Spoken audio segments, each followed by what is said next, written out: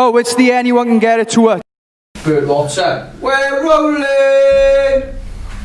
Episode 4 of the Anyone Can Get It podcast. Right, so let's get into it nice and quick. If I know my brother's passcode for his phone. Good start. Nice, great start. Right, we'll fire it through. First, yeah, that's actually a good point. First one, yeah. I have my own conditioning program coming out, so anybody who would like to find out sort of the way that I train and the way I do my conditioning sessions, this is like for anybody to do really, but realistically this is generally what I do before a fight to get as fit as I get before a fight. These will become available to purchase on Brett John's MMA and also at Original Lifestyle Solutions, yes? Yeah, who the collab is with. Yes, so me and Curtis have been working together for a little while now up in MMA and thoroughly enjoying training with him and stuff. So check it out, guys, that'll be coming up soon. Yeah, that's either dropping tomorrow, which was Monday, which will be today when you're watching this, or Tuesday. But yeah, done a collab with the guys, Dan and Curtis up there. You know, so you'll be able to get it on the both websites. There's on ours. I was going to say it's a bit more for the people who, some people might not be interested in the football side of it, some people might not be interested in the UFC side of it, but if you're into the fitness general side of it, check it out. It's on obviously the website tomorrow, so give or take, it might be, we don't know yet, but we'll figure it out. And hopefully we can get them boys on the podcast being Brett and C soon as well, maybe. Yes, and also, actually, maybe, can we hint the bicycle? Can we hint it? If you want. Walk bike. We've got something coming up with walk bike as well, so keep your ears peeled for that. Is it ears or eyes peeled? Eyes peeled. Keep your eyes peeled. You're dribbling on my phone, yeah? No, spitting on it. When you get punched as many times as I have. Mate, what? I have got, these fights sure. Yeah? I have more decisions than a jury's bench, mate. Right? That's out there. Right, we'll go quickly into it, because we've just been talking 3 minutes for absolute rubbish. UFC last night, Overeem versus Sakai. But before we start with the results and stuff, wherever, Sakai, good heavyweight fighter, young, so no matter what the result was last night, I still seeing him being a problem at that weight division. On the other side of the coin, the Reem, Ubereem, 2000, right? If 2011, Alistair Overeem fought the Overeem now, you wouldn't just beat him, you'd kill him. Yeah. Dead. They'd do CPR in the cage. But anyway, obviously Overeem getting the TKO in the 5th round. It's a nasty elbow as well. I heard,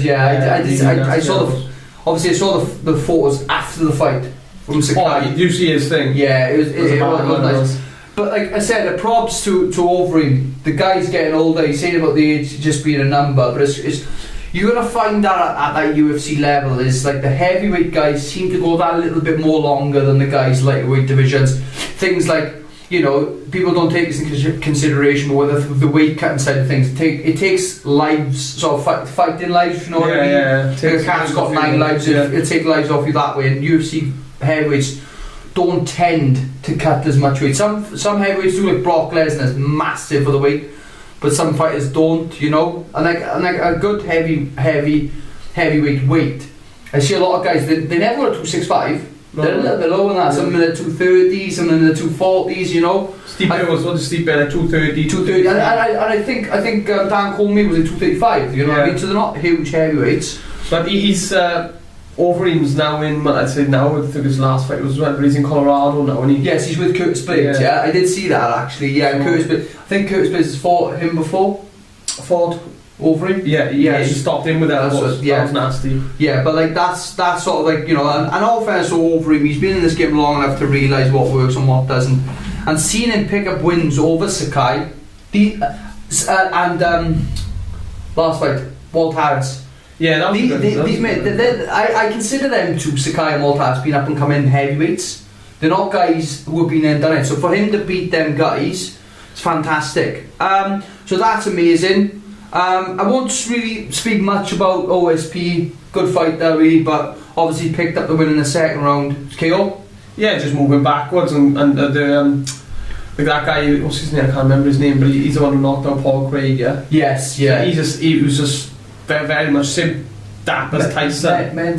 Something like that. Men's field or something. Yeah. Yeah. And he was just pressing forward, and I think he clipped OSP, and he got a bit too thing. Yeah, and OSP just hit him with a left hook. It was a bit of a left hook, and put him on his face first, hit the floor face first, like. Because that's the thing when it comes to people like OSP. He's got that crazy ground game, but he can knock people out. He knocked Cody Anderson out with a head kick. I think people forget about that if they just see him as OSP, the Von Flue choke specialist. Like, but I agree with that. It's nice to see OSP pick up some wins. He's fought the who's who at that weight division. So, the guy he fought last night, another up and comer coming through the ranks. It'd be nice to see him get another recognised name at light heavyweight. He can't be far away from like the Dominic Reyes and the Jan Blankovic, whatever his name is. Blankovic. Blankovic. I don't speak Polish, so I wouldn't really know. So it'd be nice to see him get a big step up there. Going off them two, because I want to keep that last one off for a special, because I like talking with this guy. But when it comes to Overeem, who does he fight next now? Because I think Sakai's a big win. Yeah, it's not a title fight win now. No, I don't think it puts him in. No, don't think it puts him right up there. To be totally honest with you. But then again, who fights Stipe next? Ngannou? Gotta be Ngannou. And do you see Overeem fighting someone like Derek Lewis? Derek Lewis would be a good fight. I can see that. Derek Lewis would be a good fight. Oh, actually, and having said that, Derek Lewis was speaking a load of crap on that. On thing last night about Overeem, so that could make sense, So that's that. OSP, who does he fight next? Because they got Reyes and Blankovic now for that belt, didn't they? Yeah, that's done.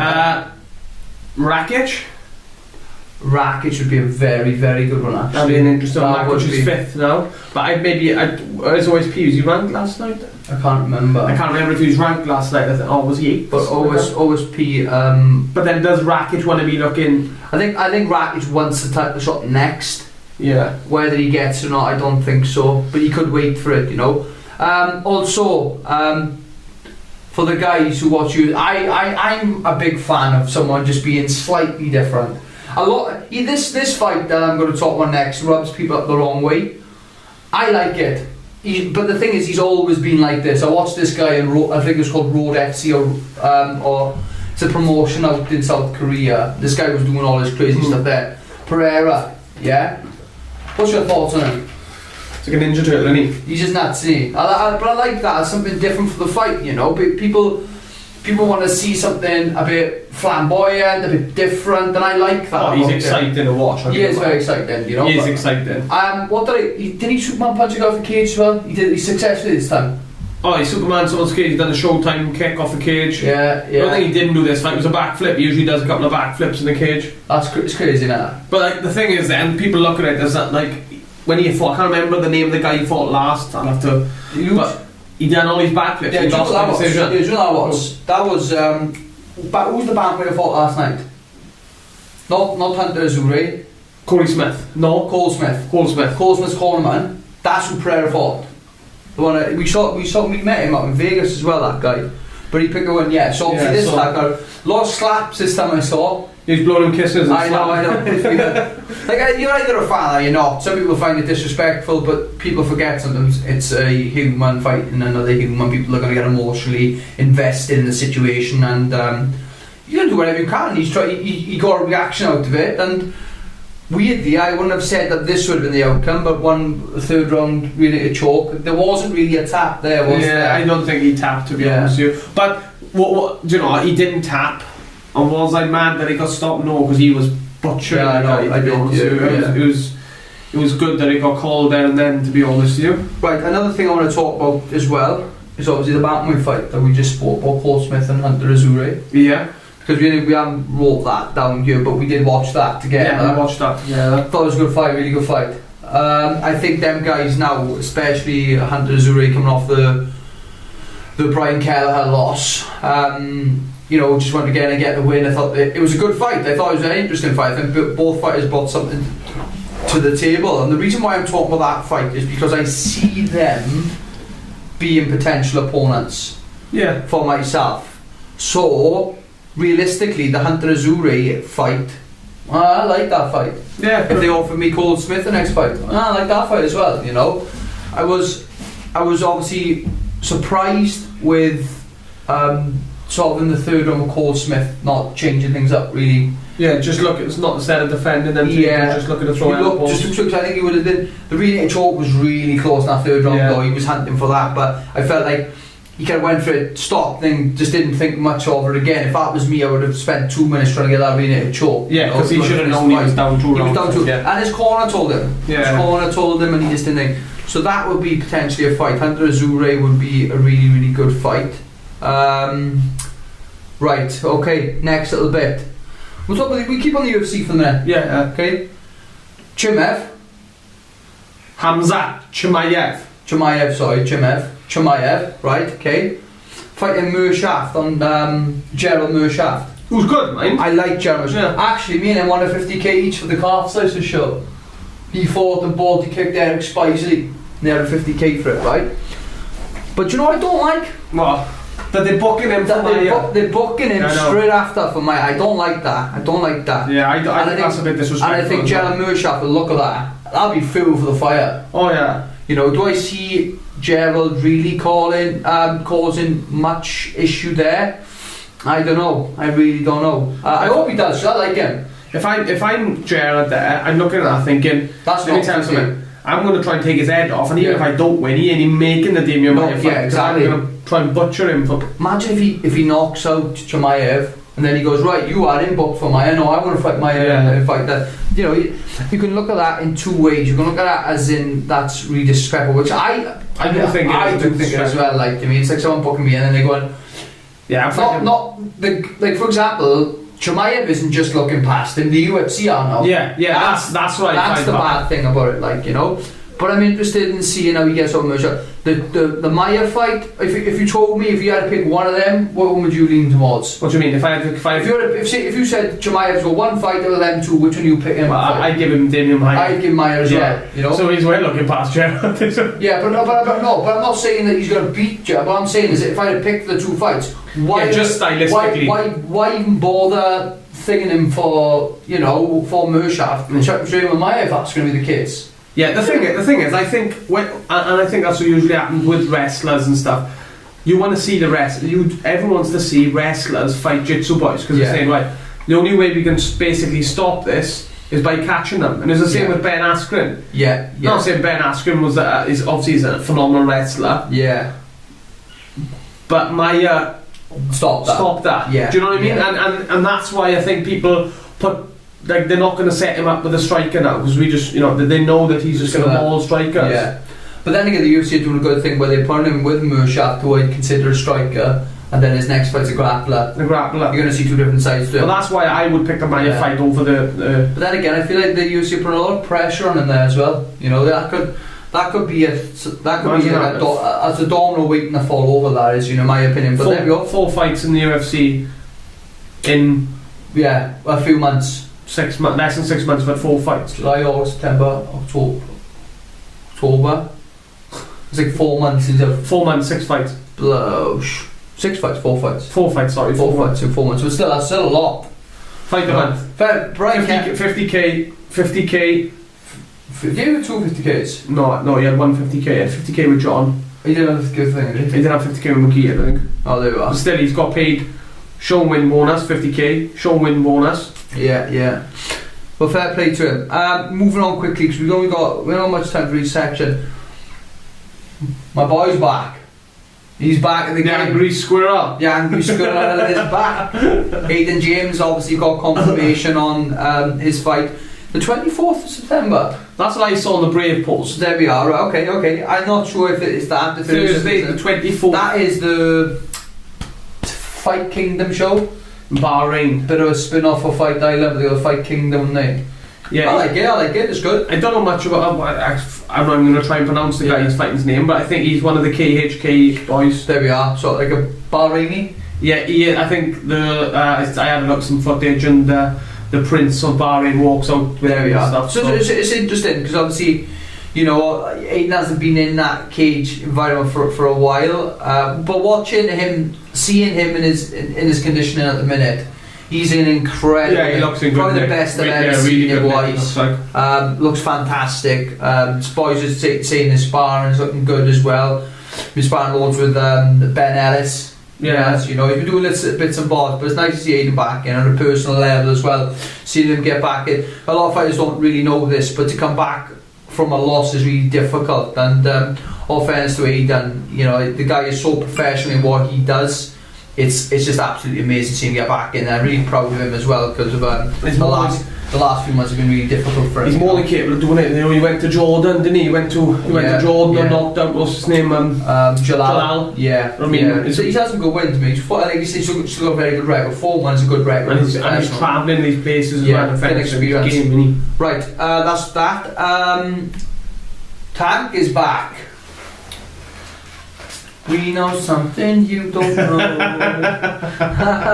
I'm not saying no more. It's not my position to say it, but okay. No, well, we think Tank is back. Well, yeah, that is that. Yeah, we do. Or do we think that we know? It depends. Do we not? Okay. But we what was it? We saw Tank's post. He said he signed a contract. Yes. Yeah. So we just going off that. We don't know anything else.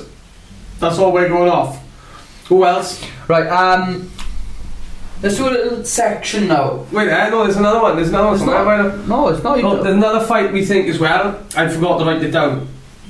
We think it's getting announced, but we don't know. You seen something? Liu Long posted something up. Oh wow, yeah, Bellator, man. Yeah, Liu's up at Bellator. I think that's a few weeks away. We still got next week's show. But nothing confirmed, was it? I think it's soon.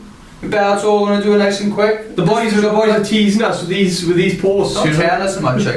I seen obviously Liu and Oban were sparring on Saturday morning. You know what I mean? So, like I said, in Wales, I like that community where people are sparring with everybody, trying to make everybody better. And I love the fact Liu's gone to Bellator. You know, we needed a Welsh representative over there, and Liu being the first guy over there, it's just a fitting face there. And beating some good guys. Walter Casgada, he beat there. Obviously, come across the loss last fight, but Liu is not phased, and he looks good as well. So I'm really excited to see Liu there.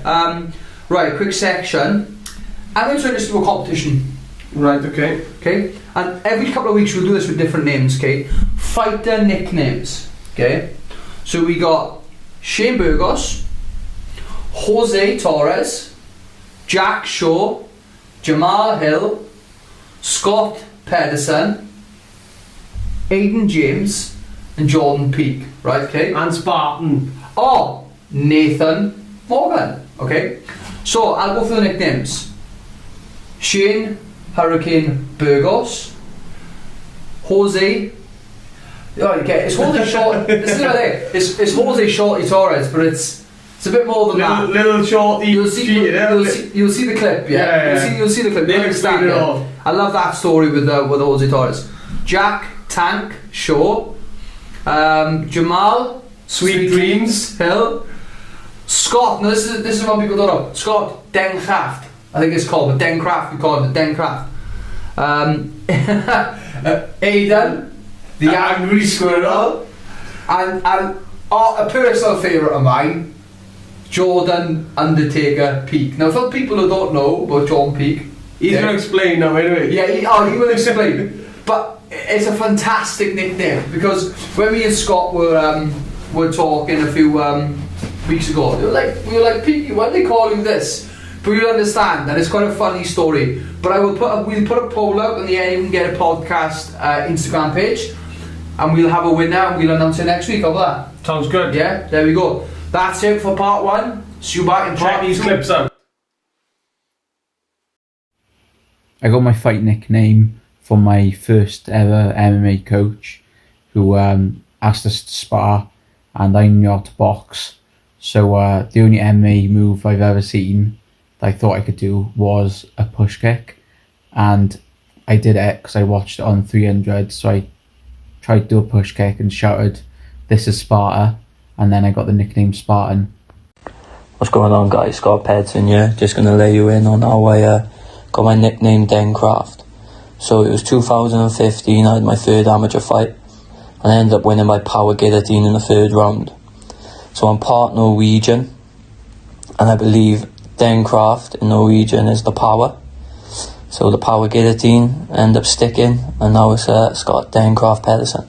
How I got the name The Undertaker, Brett, was Mr. Carl Parker. He reckons we had to have a name that was quite quirky, and obviously found out my job was Undertaker, funeral director. So he said, right, it's got to be The Undertaker. And then he said, we need something to go with it. So we ended up, right, get a top hat on. So we ended up wearing a top hat and glasses.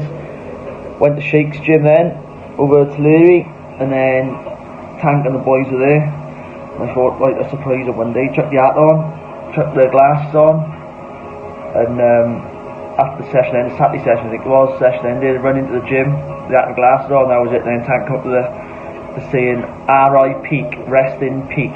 And yeah, the old Undertaker name stuck, and it's just gone from there. But most of the people don't know it's my actual job. They just think, I think most people just think that I'm copying the WWE wrestler, The Undertaker, but it's actually my job. So it fits well, it goes well, and that's that. We are The Undertaker. Hi guys, Aiden James here. So some of you might not know, but I do have a little sneaky nickname that some of the boys give me, and that is the Angry Squirrel. And I got that nickname from after a post-fight win where I was taking out the guy. I was like Seldon was screaming, like tensing really hard, and one of the Scottish guys who trains with us, Scottish Tommy, he seen the picture. He's like, you look like an angry squirrel. And then ever since that, everyone was calling me the Angry Squirrel because I'm quite angry. I'm like a little squirrel.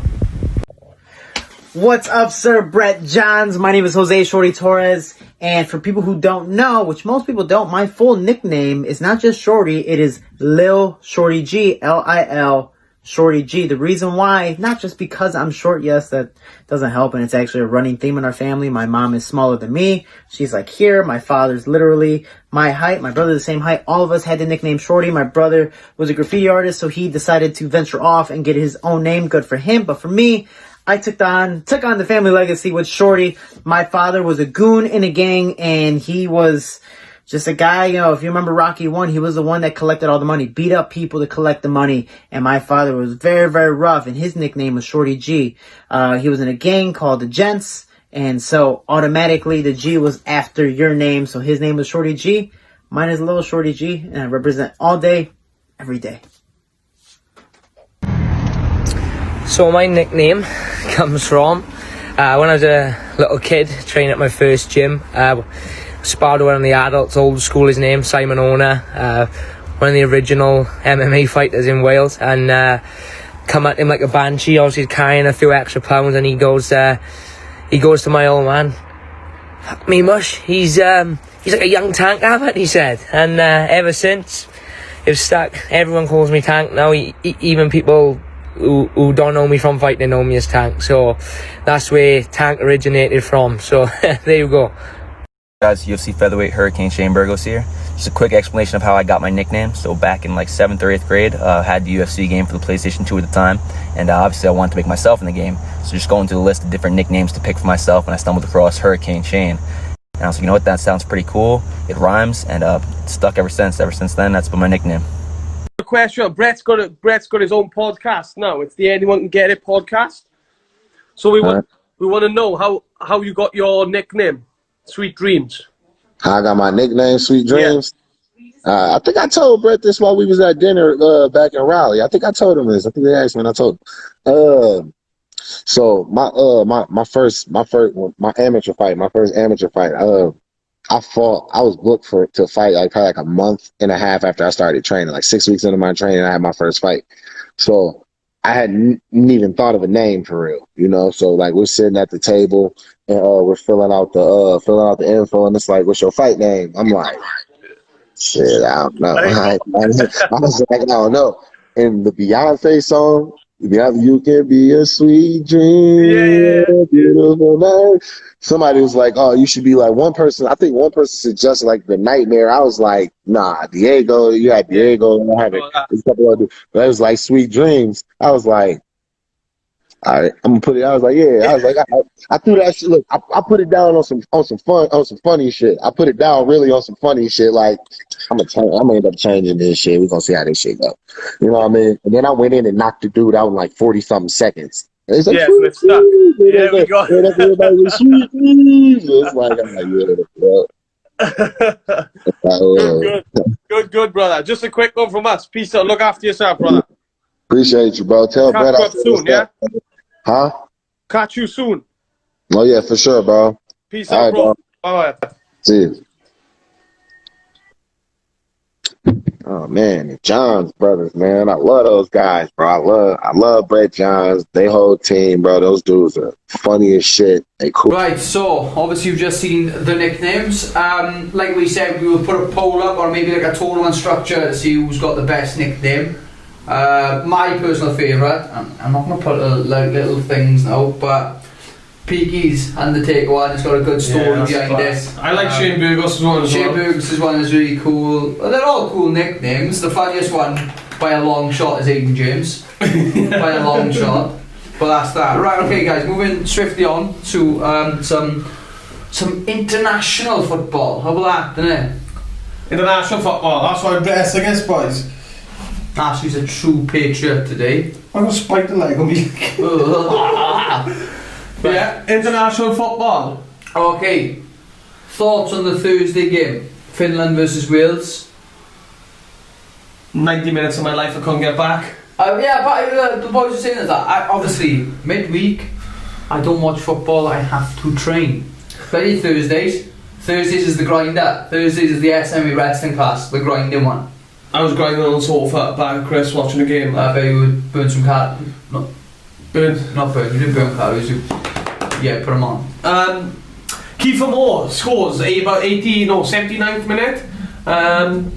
Good work by Daniel James. I works down the docks. Shout out to Daniel James because he was past couple of players, brilliant ball in, and Kiefer Moore finished off. And it kills me to say this, but Kiefer Moore is a quality striker. Yeah. And it absolutely kills me. And I know if Jake Thompson's listening to this, he's going to be laughing his head off. But I tell you what, Kiefer Moore, what a striker he is, I'll be honest with you. I can see him causing some real problems. I know we're talking about international football here, but I can't help but think every time I see Kiefer Moore's name now, it's Cardiff City. Yeah. Like, do you know what I mean? The same, yeah. No, great. Trust me, he's a fantastic player. I do see him causing a lot of problems next season in the Championship. Not just for Swansea, but for all teams. You know, he's going to be a problem there. Obviously, so that was also on Thursday. Was it Bulgaria Ireland was on Thursday? Yeah, Bulgaria and Republic of Ireland. Now, the last thing I checked, this might be different by Monday. Almost definitely is 0-0 between Finland and Ireland. It was half time. I'm not sure what the score is. It was 0-0 when we left about half hour ago. So that was half time. So maybe they're just finishing up there. So that was obviously Thursdays. So obviously Wales getting off the campaign, and the good thing with the Nations League is like game 1 is Thursday, game 2 is Saturday. That's it. Like it's that quick. So we got 2 games to talk about for Wales. But also we talk about the other nations. Are they in the same league then too? They're the home nations. No, these not in the same. They're not in the same league. No, so okay. So they just obviously Romania, Northern Ireland drew 1-1. Scotland, big up Ollie. He had to withdraw, didn't he? Ollie had to withdraw. Yeah, it's just bad. But you're still watching the boys. I did see that. They did a brief thing on Instagram. Scotland versus Israel was obviously 1-1. Hell of a finish, man. The Israel finish. Is it? I haven't seen that. I didn't see that. So he took it past it, just rifled it, and it was a hell of a finish, in fairness to him. And obviously, Saturday's one, England versus Iceland. Iceland missed a penalty, 94th minute. I did see, and Paul Sky did as well, didn't he? Do you see Ward Prowse, the absolute rat? When they were putting the thing, he dug his heel into the penalty spot and he was roughing up the penalty spot. He was. Did he? Yeah, just before. Who's that now? James Ward-Prowse plays centre mid for England. If you look, like he's putting his heel and he's like muffing up the penalty spot. And I was absolutely gutted. The pure heartbreak, not just on the player's face, but on the Iceland manager's face. Yeah, it was heartbroken. I was I was stamping. I wish that in. It would have been nice to see him get that 1-1 draw. And staying on the Nations League today, obviously, like we just spoke about, Ireland and Finland last time we checked was 0-0. I think it was 0-0. Yeah, it was 0-0. And obviously Wales had just played Bulgaria. Another frustrating game. I consider you watched the game. Come on, the boys. Frustrating. Honestly, I'm not going to say. Was it like Finland? Was it frustrating? Honestly, it was the most frustrating game to watch in my life. And 94th minute, Nico Williams scores. Nico, whatever you want to call him. Yeah. Call him God after me. I did see the goal. And he, in fairness to him, he was a hell of a floated ball in by Johnny Williams, and the guy who was left back, it wasn't actually the left back, it was the striker. He was kind of caught watching the ball come towards him, and Nico made that run. Yeah, very similar. Sorry to the Cardiff fans out there. The Ben Wilmots header. That's what it reminded me of. And I'll be honest with you, I didn't celebrate out of happiness. I celebrated out of rage because the game frustrated me so much. And the boys played well, but like Bulgaria was sitting behind the ball, like 2 banks of 4, strikers dropping in, hard to break them down.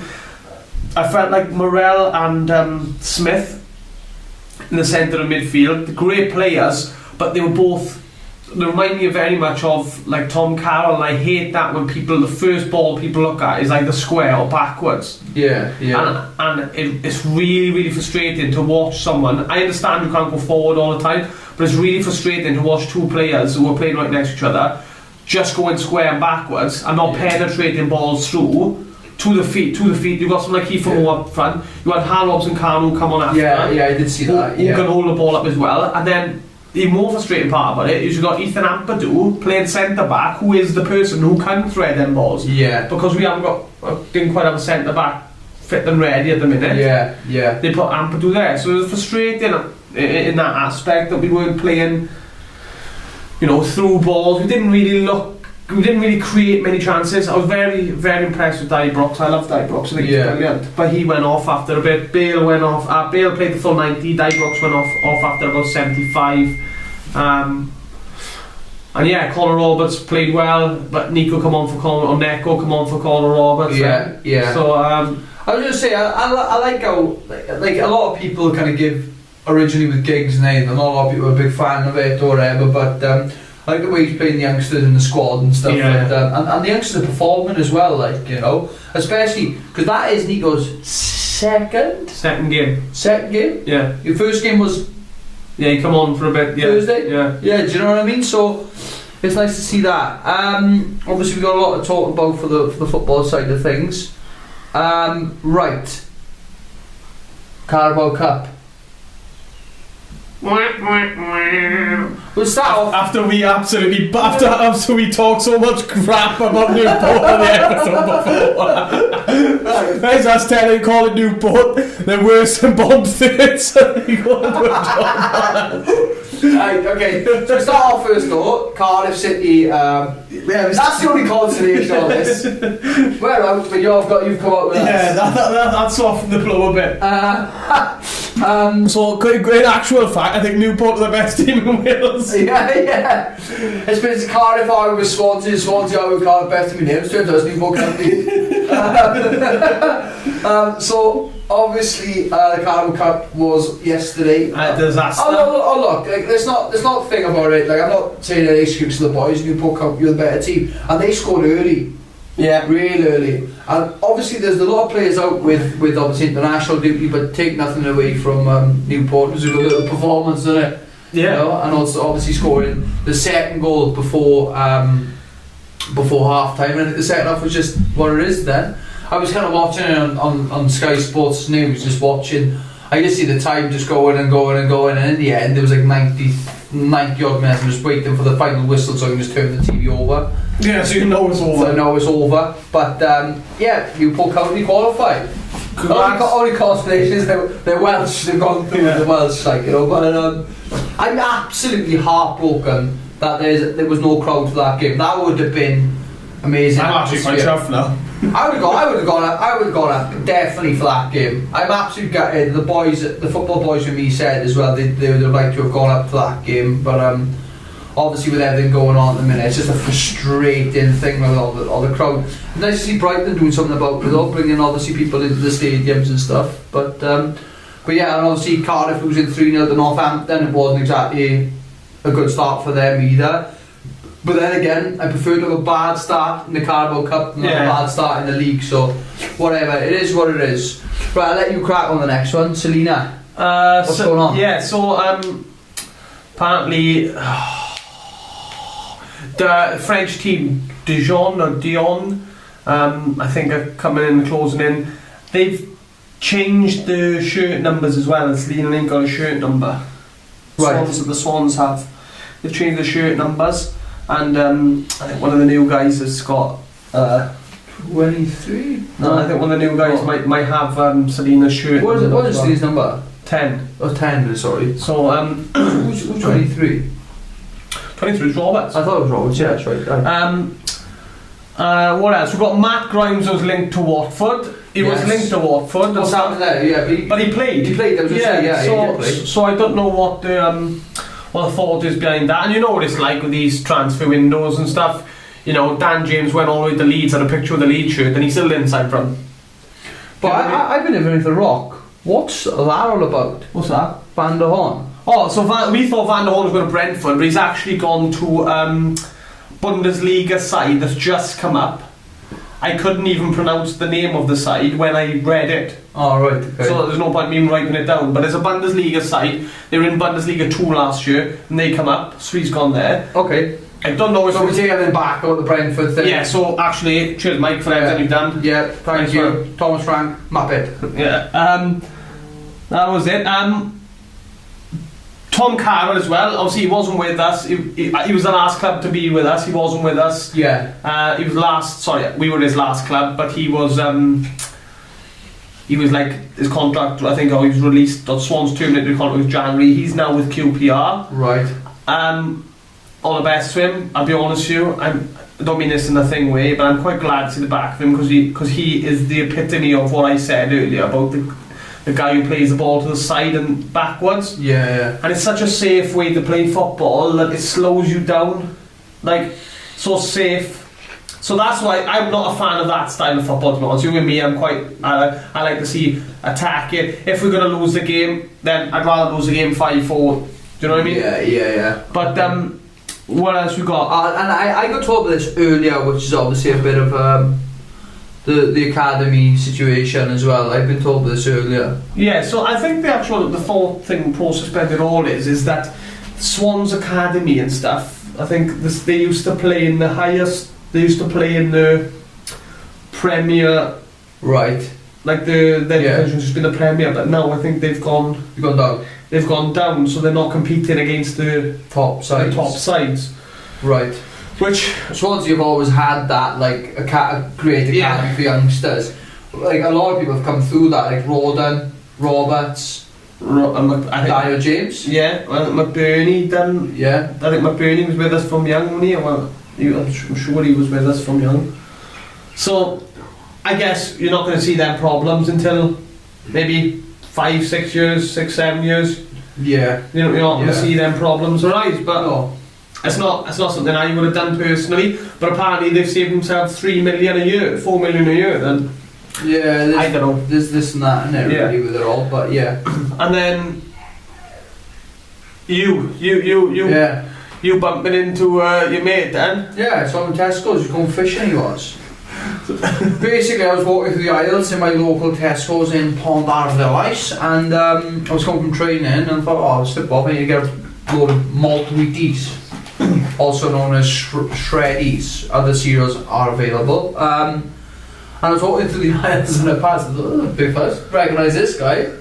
It's Freddie Woodman. How tall is he? Tall. Is he tall? Like goalkeeper tall. Is he? Yeah, like really. Because he doesn't look that big. No, he doesn't look that big. He's tall though. He is tall. Like I was like, I say to all the boys, like I could see Demetrius Johnson walking past me. I go, alright, pal. When I was a football players, or like especially Swansea footballers, I got a bit starstruck, but I just went up to him and had about 100 different questions, but just managed to say, I'm glad he signed on. He was going fishing, I'm not going to tell you where, in a disclosed fishing place in Pont de Lice, super famous. Probably you could check it out. And then we go lose 2-0 after Brett spoke to him. Yeah, there you go. There we are. But thank Brett for that one. Yeah, maybe it was the meal deal he picked up. I'll go picking up meal deals in Bond. Yeah, for anyone want to keep away from the meal deals in Pont de Lice, you know they've been laced with. That's Swans news then at the minute. Yeah, the Premier League news. Kai Havertz from Leverkusen to Chelsea for 71 million.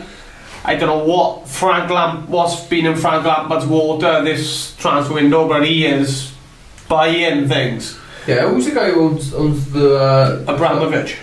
Well, yeah, we got that much money getting pumped into. Honestly, they've been making some moves, mate. Honestly, they're going to be a good side. Timo Werner, Thiago Silva. Thiago Silva was on a free. Kai Havertz, 71 mil. Hakim Ziyech from Ajax. There's another Werner, Ziyech, and Kai Havertz. Yeah, so they're going to be. Watch out for them. Ben Chilwell as well. Sorry, from Leicester, good left back.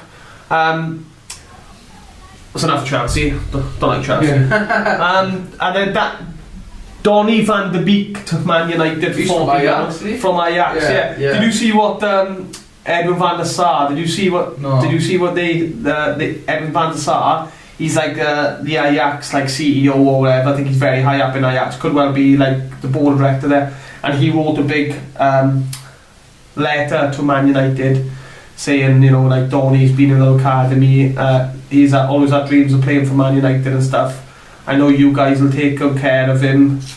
He wants to play in the theatre of dreams and stuff. It was a hell of a letter. Yeah. You'll have to look at it later. It was a brilliant letter from Van der Sar. Cracking goalkeeper back in his day, wasn't he? Oh, he's unreal, the chicken head, like. And I found out today as well, they offered him,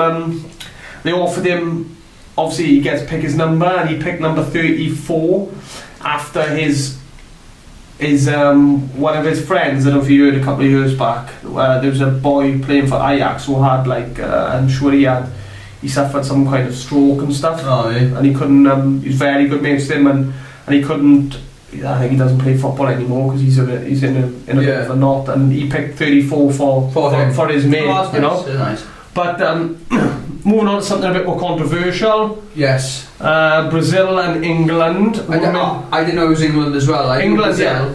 Brazil had done it. I think England followed suit straight after. Right. So you know that Ice Gem USA lady with the purple hair. Shut up. Renee, is it? Rapion. Whatever her name is. She got. Do USA soccer women get paid the same as the men? Not yet, no. They don't. I seen Hope Solo put something up. She said, I know you're not the first, but don't be the last after Brazil and stuff. And Trump sitting there like, no. It's got nothing to do with Trump.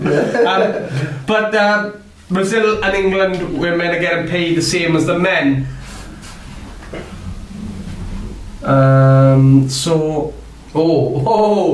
right. Yeah, we're going over something here. Hopefully it's the last episode and not what we've just done. What was I saying? About the Brazil football women's getting the same pay. Alright, yeah, they're the same pay. So, look, I'm going to be honest with you, it's nothing, my personal opinion, it has nothing to do with women or men. It is purely to do with viewers and eyes. Yeah, I was going to say it's the same as like McGregor. Yeah. It's like, why isn't everyone saying, why isn't Amanda Nunes getting the pay the same as McGregor? She's basically done everything McGregor's done. Yeah.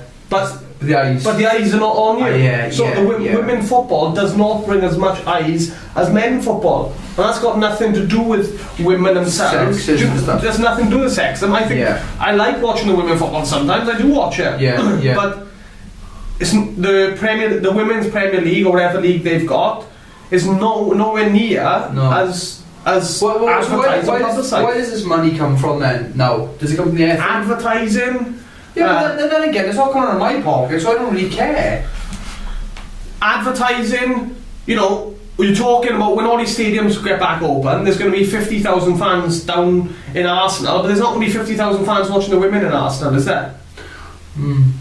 Do you know, it's quite a thing, but it's quite a controversial. It is controversial. Good thing that like I think 100% of delinquent men watch this, and no women do. Yeah, but I'm just saying, I got nothing against the women footballers. I think they're great. Do you know what I mean? I think good on them, and if they do get paid the same, I got nothing. I understand. I understand what you're saying, because but it's just like if you're asking why you're not getting paid the same, that's why, because there's not enough. It's not the same, yeah. But then again, it completely depends on the club and stuff, I guess, innit? So there we go. Nice little ending to part. Controversial. Yeah, to part number 2. Nice one. Now we've just lost all our women followers now. We muppet. Oh. 4 claps for part 3. I was going to say part 4 there, but it's only 3 parts. We're still in the air, despite Darcy's sexist comments. They weren't sexist. I'm only joking. They weren't sexist, like I said. Mr. Equal Pay. Right, so, part 3, we're going to go over the clothing part, talking about, by the way, that Adidas Colin raffle, the Adidas Colin raffle, it's not happening. Yeah. You didn't get a sniff of that, did you? Didn't win it. Nah, neither did I. I put a raffle in and I didn't win either. So, apologies for that. So, but we got a pair of passes, and as you just said before we just come on for this last part, it'd be really good that if we can just get a group of really good trainers and do it all off as one raffle. I'm thinking Paris's, if we can get our hands on the Collins, get them, the Shanghais, 2 other sets of trainers that are coming out, couldn't tell you the dates, sorry, the Adidas Havana and the Adidas Trim Stars. Like I'm not sure about you, but I'd say the best group of trainers I've ever owned is the Adidas Trim Stars. I think I've actually owned, let me think about this now, 3 pairs of Trim Stars. I got the Pumpkins, yeah? Yeah. I've also got the Trim Star VHSs. There's like a beige colour and a black colour. I always wear them, my favourites, right? We're looking at that. The raffle for the Shanghai. Oh, they're coming out soon, are they? Yeah, well the raffle's open now. Right, so I'm going to do, God's honest truth, I'm going to do the raffle and I'm going to go up and try and get them in the shop as well, if we can. And we're letting the SL what? 76. 76 in a brown colour. Yeah, they're quite nice actually. And they get released when? At the same time? Yeah, well it says the 10th and somebody coming out on the 11th. So obviously, for the guys that don't know, the Shanghais have actually been released, but they were released on the 4th of September in size, I think it's called Carnaby Street, where like a few of the main Adidas heads were camping out. Like a couple of my boys on Instagram I saw, I think Taylor Graham on there, he camped out the night, got his pair of Shanghais. These boys would stay for days. It's good though, they have a crack, man. You look at their social media, they have a crack. Just wait there for hours to pick these trainers up, like, I mean, I love that. I seen one guy, I don't know what his name was, and he's like you see his back picture, he's got like 250 pairs of Adidas trainers. I was thinking how cool it'd be if we got someone to do a bit of a live, like if you've done Instagram live showing like all their trainers, because I've seen the setups some of them got. I got a guy, Gaffer, watches the Swans. Yeah. He doesn't just do Adidas trainers. He's got like a pair of like Clark originals, which I love a set of Clarks. A topic we're going to talk about next, but I'll explain that now. He's got other trainers like the casual. I'm wearing a pair today of Diodora Bjorn Borg Elites, which is one of my also favourite trainers. Just like how old school they are and how comfortable they are. I love that trainer. So yeah, because it's like Gaffer, maybe you could take some photos in the house and stuff. But the guy loves his trainers and he's got some quality pairs. So obviously the Havanas will be coming out soon. It's like, to describe them, they look just like an Adidas Special, light blue Special. Obviously Havana, they're going to be limited edition of course. And also the Trim Star trainer, if I can remember correctly, the trainer's white, it's like a leather white with the stripes. I think the stripe colours are red, blue and yellow, top man. But like I said, everybody that's got a pair of Trim Stars would probably agree with me, they're the most comfortable trainers you can probably buy, What are you looking at? The new releases here? Yeah, no, let's try to find the colour of them. Oh, do you know what? I might actually check. We might actually put a bid in for the Adidas handbag as well. I've never actually owned a pair of Adidas handbags. They've got loads of Adidas trainers, but the handbag I've never had. And I saw one of the boys years ago wear them, but I've never come around to actually buying a pair. But I know that they got the handbag. I can't remember what they called, but it's like the fish market handbags. I seen some lovely, some guy when I went for food the other day being soft. He had a lovely pair of burgundy hamburgers. Yeah, they're quite new out there. I like the burgundy ones.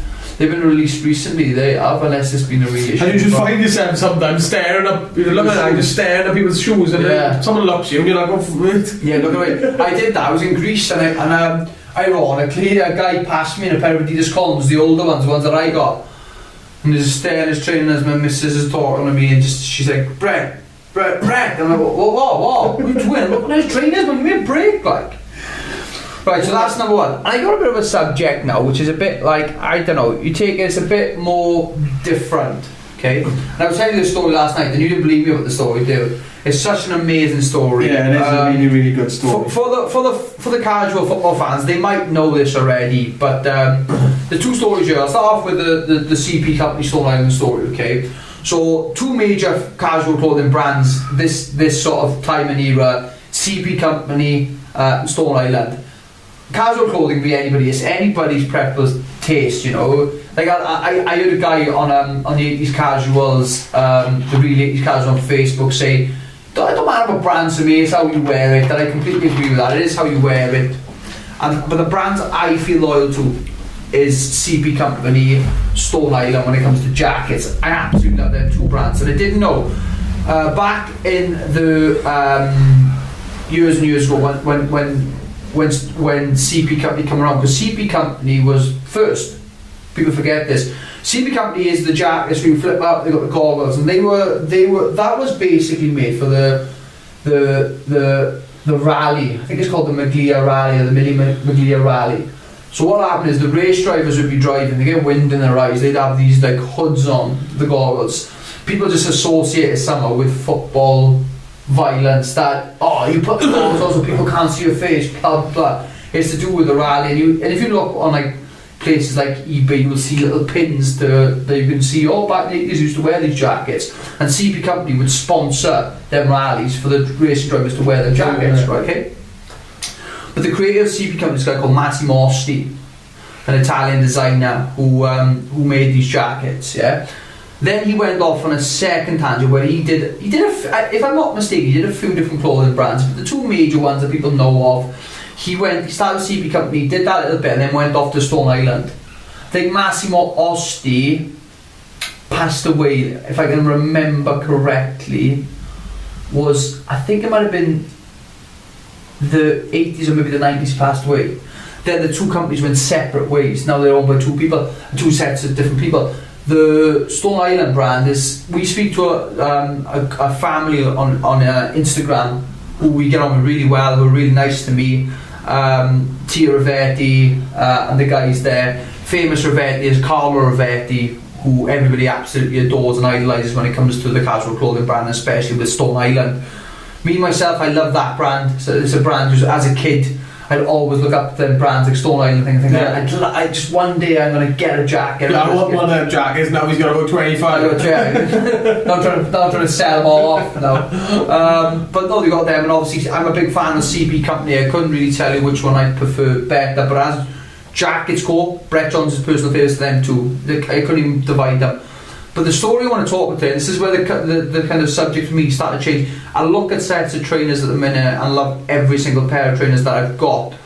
And I was looking, I got so much Adidas there at the minute, you know, I don't want more. There might be a pair coming out, I might grab a pair and then I'll donate a pair to one of the boys if he likes a pair of trainers. God, start for trainers, you know, so at least I got some space. I'm getting older now and I'm starting to realise that there's different trainers out there as well, and comfier ones. Like I wouldn't mind getting a pair of Clarks. I know that Raheem Sterling has done a collaboration with Clarks now. That'll be coming out soon. And I love the Clark, I think they're called the Wallaby. If you haven't seen that trainer, it's a nice trainer. They come up a little bit on your... Yeah, they do like a sort of Chelsea boot design on it, right, okay? But I like them. But the one I want to talk about is a story going back to the early 90s, there was two brothers called I'm gonna say my way, not the German way, Dassler I think it is, but Dassler, right, okay? One son was called Adolf Dassler, another son was called Rudolf Dassler. Like I explained the story to you last night, so you know about it.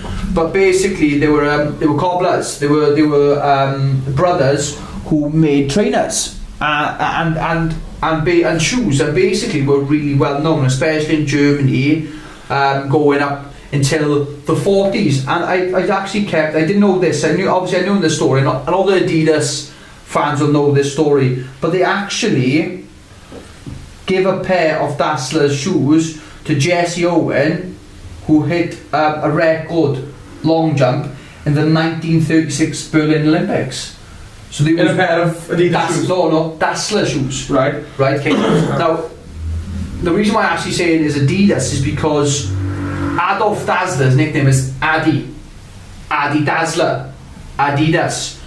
So the two brothers kind of had a big massive falling out, and they both went separate ways. They were both cobblers, they both made shoes. So Adolf went his direction and come up with Adidas, and Rudolf Dassler went his own separate way. But people don't know, they're quite surprised when I say Rudolf's shoe make. So obviously Adidas is a prestigious, well-known trainer. Adidas, whatever, the famous trainers.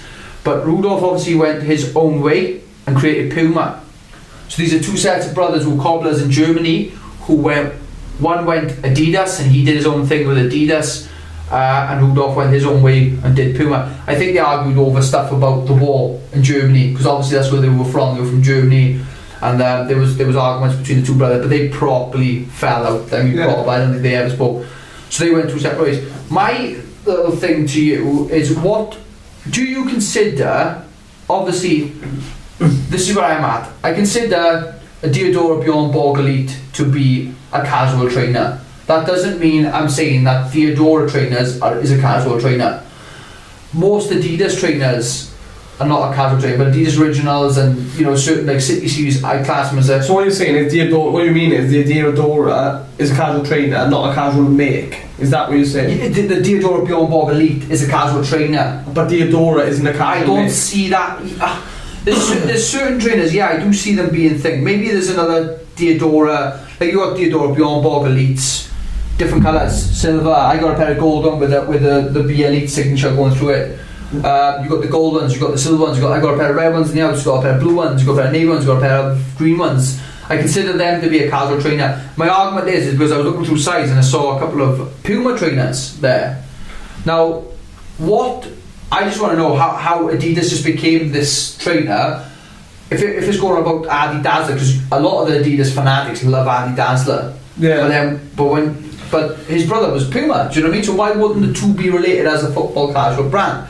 It's just something I think, and I want to ask everybody. That's another sort of poll I'll be having up on Instagram. Is if people consider Puma trainers to be not the brand, not the brand, not just do you consider the trainer to be a casual trainer? Yeah, because like I said, like even Puma went down. Adidas went down their City Series, Adidas Malmo, Adidas Londons, Adidas St. Petersburg, believe it or not. They've had Adidas even now I'm trying to think of the top. Everything. They've had Blackburns, Taiwans, Blackburns, Cardiffs. There's loads there. But also Puma kind of done a City Series where they've had a pair of like top med Puma Londons, Puma Amsterdams, Puma St. Petersburg. The one that I kind of seen a lot of is the Puma Oslo Cities, and also another trainer which I see being a little bit of a casual sort of trainer is the Puma Fast Rider. That's the Puma Fast Rider. That reminds me of the marathons. Yeah. It does look very similar to a marathon TR. So that's that when it comes to the trainer side thing. But we'll put a sort of poll online to see what people think, and I want to know what people think, because see a lovely set of like Adidas Puma trainers. Don't want to do a slap in the face wearing it. Yeah, like I don't want to turn up down the Liberty and I wear a pair of Puma trainers and someone's going to stick the Adidas boot into me. Yeah. Because I'm wearing a pair of Puma trainers. But you know, my personal favourites, I love going like Adidas and I love going Diadora, but I don't see there being a problem for a little change now and then. No. I agree. There are some nice Puma trainers. I'll be honest with you. That I feel can slide into that casual. Yeah, line. I do as well. And I'm sure a lot of boys do wear Adidas trainers in the football. I just want to see what everybody's thoughts on it was.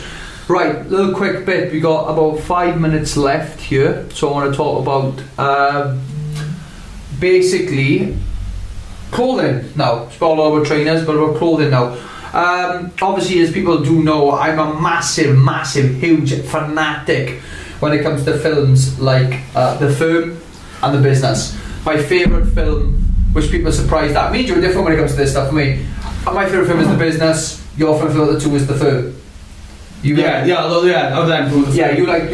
Bex. Sweet the Bex. You like Bex, you like Yeti. I'm the other side of the fence, so I like watching Frank the Kid go out and meet up with Charlie, and they're in the bar. But what's connected between the both is the clothing side of things, and obviously a little shout out to 80s casual classics, because I spoke to Neil Primet,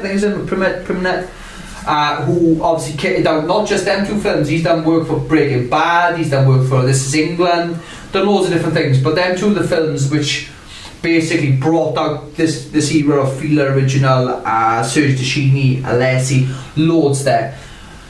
The big thing with me is, and this is the one that kills me, is on my 18th birthday, I'll say a story quickly on last time. My 18th birthday, first time out in Swansea, I wanted to go out and I wanted to be dressed the night. I wanted to look different. Told 30 of my mates to say, look, we're going to meet in this pub here, we're dressing up in 80s casual tracksuits. We turn up, there's 3 of us in 80s casual tracksuits, everybody else is in shirt and jeans, right? But I turned up in the Bex wears it, and also Dominic wears it in the Firm as well. It's a yellow Sergio Tacchini, you've probably seen it. With the white on the top thing. But I wanted to go out full tracksuit, but never got my hands around the joggers with it. I wanted to go out the thing, okay? And we went to town, at the time of my life, even met Danny Dyer at the time, because people don't know about this, met with Danny Dyer, said the most embarrassing thing ever. I was super drunk, being 18 years old, out with my dad, Mark Fisher. The 3 of us in tracksuit, was my old man Bertie, was me, and obviously Mark Fisher, who turned up ready. We were dressed in 80s casual, we said we'd do it. And obviously we were last year, Evans, Brian's brother. And then we got out there, I saw Danny Dyer, my mind, I was drunk, Stephen drunk, 18 years old. 18 years of age. Stephen, and I went, oh, I got to see some of Danny Dyer, he's right here right now, what do I say? And I went, Danny, I want to be you. I want to be you. I want to be you. That's what I woke up the next morning, my old man told me what I said, and I just curled up into a ball. Apologies, Danny. Yeah, if you're watching this. But I absolutely love Sergini, and I've been told, the reason why I'm saying the story is they're bringing up the reissue. So they're actually bringing out the joggers and the top. So I'm absolutely landed with that, because at the minute there seems to be my little craze, and I'm really excited to see that. So shout out to these casual classic boys there, and well done for the thing. If there is any, and I mean any, job they want me to do for a future film or anything like that, I'll be the stunt man. I don't care, just put me in something so I can be on a film. I'd be happy to stand next to Paul Anderson as Bex. We a Bex? We a Bex? What do you mean Bex? We a Bex? Oh lad, shows your face. So that's that with all clothing. I could be here today. I'm in one of them clothing moods. I could be here for hours talking about this, but yeah, I've even got my old pair of Diadora Beyond Borg Elites on today. I thought I'll have a little bit of change to the podcast, something slightly different, you know. But he wants to go as his casual classic. Well, that's what I say. Yeah, for his stag. For his stag. Right. So guys, just let him know that if it's your stag, you don't essentially have a say in it, but he reckons, cause he's had 8 fights or 7 fights in the UFC, he can wear what he wants. Do you know what I mean? It doesn't work like that. Because when it's your stag do, if you're gonna make me look like Mickey Mouse, your stag do, you better not have me as the best man for your stag, because if you're gonna get me, Ashley wants to go as UFC fighter. I just winded him up. I don't want to do it. Ashley's going as Roy Nelson. That's what Ashley's going as, right? Okay? I'm not going as UFC fighters. We're all going in a pair of... Oh, listen now. We're all Let's going... go as Paul Felder. I lost it. I'm going, okay, in a pair of Fila Original shorts, feel the trash talk, anything like that, tennis shot, there's going to be 30 40s dressed the same. And I don't care. He reckons he's going to say... I'm the hardest man, it's underscores location, so shut up. He's the hardest man in the HQ. Right, we'll be back. Well, what are we back for? Well, we'll be back now. We've got more to talk about. What are we going to talk about? Trust me, we've got more to talk about. Right. Only a quick one. Peace. Part 4, and we still talk about the stag do. Right, so... What do you guys want to see? Would you like to see Brett dressed up in 80s casual classics? Or would you like to see him dressed up? Would you like to see 30 UFC fighters running around wherever he's going? Right, can I say something? I don't care what they gotta think. I do, guys, I do. This is the Brett John show, like the Sugar show, but better. This is my type, right, okay? And I'm not going, like I said, this is my argument, right, okay? Like, we're best men for Kyle Stag, right? Kyle's like, boys, look, I know it's my stag, but I don't want to be dressed like a Muppet, blah, blah. Respect his decision, yeah? Yeah, I respect your decision as well. You're not going to be dressed like a Muppet. I'm not going to just a UFC fight. You've got 7 pairs of shorts to pick from. Right. Well, I'll show you one, that's okay. Wherever we're going... I'm just thinking about which ones I'm going to fit in or so. I'll take out ones, eh? Yeah, we'll just cut them ones and cut them ones and sew them together. No, look, no. I'm not going to say where we're going yet, because I don't know where we're going yet, but we'll have a chat with that next. But you see 30 boys all wearing shorts... no t-shirts, with UNC gloves on the strip. Don't be so daft. Oh, by the way, Ashley is a manager in a well-known fish and chip shop in South Wales called The Roma. Okay? Come and see us, download the app, Roma 2000. Yeah, but don't worry, because when Ashley gets his stag, there's going to be 30 Nicky Romanellos about the place. We're all going to have skin colour swimming caps on, Roma across our chest, 30 of us, hey! Fake bundles of money in the app. Yeah. But that's what I mean. You won't go as your job, or it'll go as my job. I tell you one thing, won't be my choice, son. I have to do it. No, don't do no, Same way as I dressed Johnny up when we were in Newcastle. So I dressed Johnny up as, put him in a full burger. I know what you did with Johnny, okay? What I'm trying to say is, you're not doing that for me. You haven't got a choice, really. You think, no, I have. Can I tell you something? If there's 30 people on your stag, listen. Jump on the... Listen, jump on the bus, Brett, boy. No, I'll stay home, it's right. I don't want to be dressed as a penis in some exotic country. I'm not going. Sound. Straight a bit. You go to the... Chuck me the business card, I'll see you in a week. You're Nicky Beach card. Basically, he ain't really got a choice, is he? Let's be honest about it. No. By the way, do you think he should have a choice in it? That's my question to you guys. Do you believe he should have a choice in what he wears to his own stag do? I believe the answer is no. Right, okay, so we're going to put a poll up saying what Ash just said. Do I have a say in my stag do? And the answer would be yes, or I don't care what you think. Because it's up to me what I want to do with my stag do. Oh, it's tradition, you gotta be dressed up as a penis. He's a bit touchy to you. I'll throw my phone down, never mind. I'm touchy. He ain't got a clue, is he? I got a clue, I ain't going. He ain't, look, you know what I mean, he wants to dress up like bloody, you know, Dominic, Weetabix. Just don't see it. Well, I don't care, that's what's happening. Right, 80s casuals. By the way, my stag is in for another 2 years. Thank you for Mr. COVID-19 for that as well, but still, it's not the point. The wedding is 2022, I think it is. 2022. Anyway, what is it now? What should we watch on the camera? What? If you want to scare people on. Ah, yeah. So a lot of people come up to me. I just want to batch about this. A batch goes batch. I'd love for me to do a shift on here, sir. Yeah, I don't know. I'd ruin my life that way. Yeah, we do a shift on here. Be a batch. I think you're only 20 minutes and you do all the damage. So obviously we're speaking to a few of the few people come up to me and said, oh look, we'd like to do. Would you like to get someone on? Or we're not too sure about what we want to do yet. You know, I think we got like another few episodes first before we start thinking about getting people on.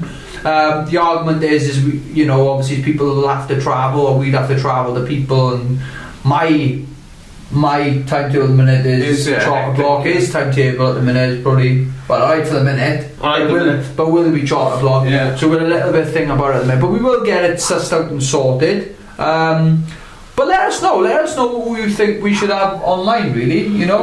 We had a couple of things. Obviously, we've had the main man, Richard Shaw. Yeah, some people want Shaky on you. Shaky would be good to get on you. Need the gaffer on you. I was just say, because all fairness, the gaffer knows his bit about football. He's the godfather in me when it comes to me. So Dickie would be good to get on you. The boys, Orban, say what's going on.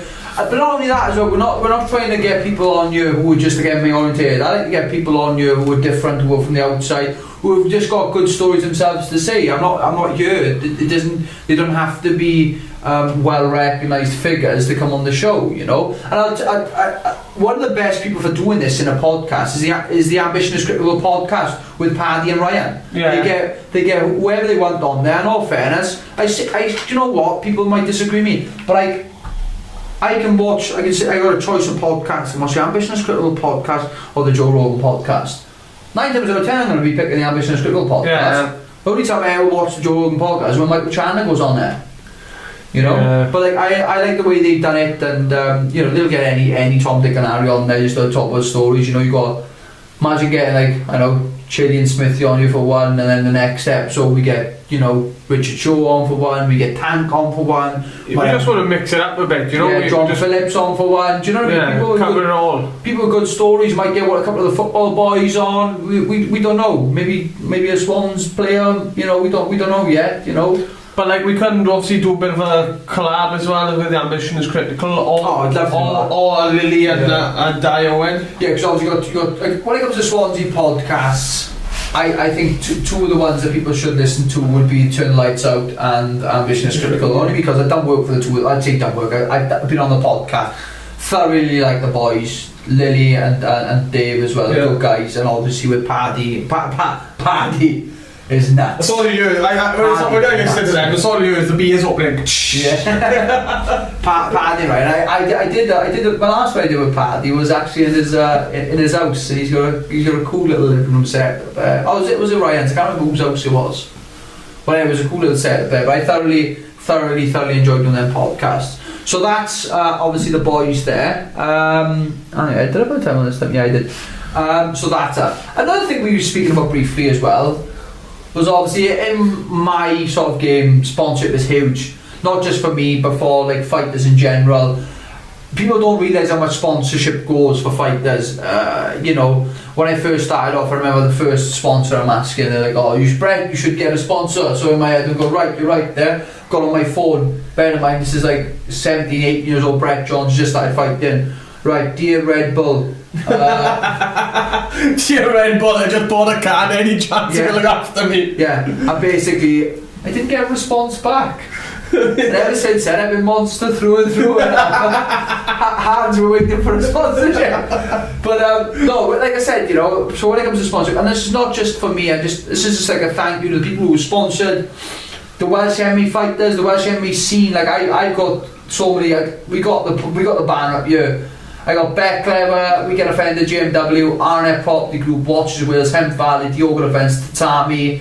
I want to thank Luke Jones as well. Obviously, he's a guy I'm always going to thank. You know, Brett Johns MMA, who obviously do a massive thing for me, follow me. KGB, SMMA. You know, there's loads of people who have been behind me and support me. And without that help, I don't think I would have got to where I got to. You know, and that help is massive. And you know, I'm just saying for them people who are looking to sponsor different athletes, there is loads of people out there. There's loads of guys at Cage Warriors level that need the help. We got Safe MMA, blood tests, scans. People need these things and they cost money. So, you know, so sometimes just paying for a scan for one of these fighters they'll be able to fight for a year or two, I think, with them scans, blood tests. So important. So and not just that, I see it as a bit of an investment for your business as well. It's yes, when people look to sponsor you, and obviously we've got a certain, you know, price of what people sponsor you, and we then have got a certain expectation on our shoulders of what we do for the sponsors. Yes, yeah. But when it comes to the Cage Warriors guys and the guys in the they're just a little bit lower level organisations. Yeah, but the championship, Yeah, I feel like that as a sponsor is that's where you should be looking, because of when you sponsor these guys, for instance, like Orban, like Scott Pedersen, like all the boys coming up. When you sponsor them when they're at that level, like you said, they don't forget. When they get to the level, they don't forget about the sponsors. Like you used to have the bridge, obviously. But like I said, that's the thing with. I'll mention them. I'll mention the bridge because Jonathan and Katie, who had the bridge, obviously, Jonathan and Katie had a successful few years running the bridge. They've basically gone a separate way to the bridge now. But me and them guys had a fantastic relationship over the years. I'm talking about. First time they properly sponsored me was Watson fight. Yeah. Gutierrez they were there for. They were there for the Quano Quack fight, the Morales fight, the Joe Soto fight, the Alvin Sterling fight, the Pedro Munoz fight, the Camp to America. Yeah. Oh yeah. That was a big one. That was a big help. That was probably the biggest of the lot. That was a big. 7-8 times where I was with a sponsor and they really helped us out. Obviously for me there was no problem exposing someone like that. They're a very, very famous and well-known pub and restaurant in, I wouldn't say just Llanelli, but I'd say South Wales. Lovely food there. Even had a meal named after me after the first time we'd won in America. We won in Alabama, and they made a dish called the Alabama Slammer. Yeah. And the southern mixed grill it was, but they got that was stunning as well. Right? Yeah, it was like it was all like Alabama bits. I remember coming back from actually winning that fight and having it for the first time, and it was ironic the first time I met Shane Williams that night as well on the bridge, But it was it's I think like going back to the sponsorship side of things is so important for these fighters to get that. Sort of, it's exposure for your company, but I'd say it really does help the fighters, and obviously you could end up with a gem. You what? Could end up with a gem. Oh yeah, you don't know what crack you put in. You don't know what's going to come out of it. Yeah, that's the best way to put it. You've got these guys. Yeah, like I said, people in the gym, you think, you going to be electric when he's older, but the guy who's quiet in the corner, he ends up being. You know what you're going to get, and. For me, for our side of things, because we're looking at the Brett Jones business side of things, we want to be able to be in that position to put money forward for these fighters, and eventually we will. Yeah, that's what we want to look at in the future. 100% we look to that. And not only going down the fighters, we want to help people in sport. Like I know, obviously, we got a mate of ours that does Ironman, we're looking on that route as well. There's loads of different things we want to do, but just thank you to the people who have, not just for me who committed to me, but to people who have committed to other fighters in Wales. That goes a super long way, and not only fighters but gyms and stuff, and just sport in this country is difficult to get to a top level anyway, but people don't realise that the help that they give just puts the extra steps there for everybody. So thank the guys. Having said that, we, like I said, obviously with my side of things that's slightly different, but for the podcast, I'd be happy to welcome someone on board to sponsor the podcast. What do you think? Yeah, if someone wants to sponsor. If someone would like to sponsor the podcast, and obviously is it just an idea. If someone wants to, obviously with myself, it's more of a set thing. Yeah. But if someone wanted a little bit, they didn't really want to do something that sort of big. Yeah. Then they could do something slightly lower down. We'd be happy to put them on the channel, and I guess what you'd be paying for is just equipment, really, and saying all things in it, really. Yeah, a couple of extra mics and stuff. Maybe a better camera, Better camera. My mother can have the camera back. But we give the camera back to Mum. Yeah, she can have it back at the minute. She doesn't even know what it is. No. Alzheimer's kicking in. But no, so obviously that's like the side of it. We've started changing this podcast around now. Do you start? We start off with the sport. We have a bit of a joke laugh. But when it comes to part 4, mate, we're serious then. We're on point, part 4. We're on point. But that's just a general chit chat. So I was thinking about yesterday. Go on, carry on. I was looking at something me and Brett can do every week.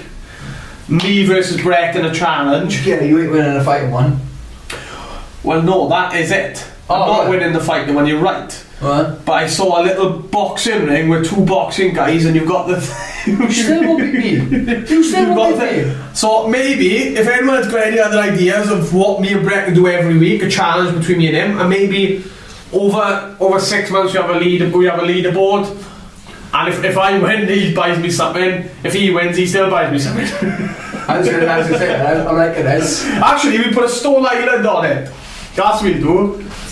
We put a Stone Island on it. Okay, we'll go down that route then. Oh, penetrators actually. He's buying me a Stone Island, I'll buy him penetrators. Right, okay. So we're gonna get a pair of trainers on it.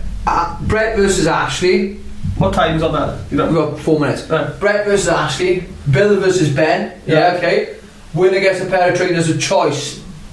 How about that? Not like Balenciaga, 400 quid. I'm not walking. No, Adidas. I'm not walking on with space operas on my feet. And that's the thing. No, it doesn't have to be Adidas. It can be a trainer. But like Adidas, Puma, Diodora, that route. Right. Right. So everybody else, if you can think of challenges that we can do, nothing so we can do like 10 star jumps, because we need to do it on camera here, so something that's... We can do it on the table, and maybe we can set up the camera in a different angle. Yeah, maybe, okay, we'll have a look at that. Yeah, if you got an idea. We've got so much things to put on the Instagram page next. We'll sort it out, we'll get it done, obviously, but if you get an idea when it comes to, what was it, the, obviously, challenges, that's number 1. Puma being a casual trainer, it's number 2. And the third one was, what was the third one? We had one more as well. Fight the nicknames. Picking the fight the nicknames. He's on fire today, no one. I'm on fire. I'm a video. I got 3 this morning. I'm 160. Oh, by the way, I'm 160. Yeah. It's coming down. It's coming He's down. not full of so much custard. No, so I'm not 75 full of custard. Now I'm 72 full of custard. That's what I am. But weight's coming down slowly. Looking for November time. And in sight, I'd just like the UFC to maybe make things a bit quicker for me. Yeah. But we'll see. So, guys, thank you very much for watching the Anyone Can Get a podcast. We appreciate it. Thank you so much for your support over the last few weeks. We're gonna keep this going until the wheels fall off. That's one of us dies, basically. Until we have feminists at the door knocking for Ashley's head. Until that pink ice gem from USA comes knocking the garage door. But guys, thank you so much. That's episode 4 of the Anyone Can Get a podcast. Au revoir. Au revoir.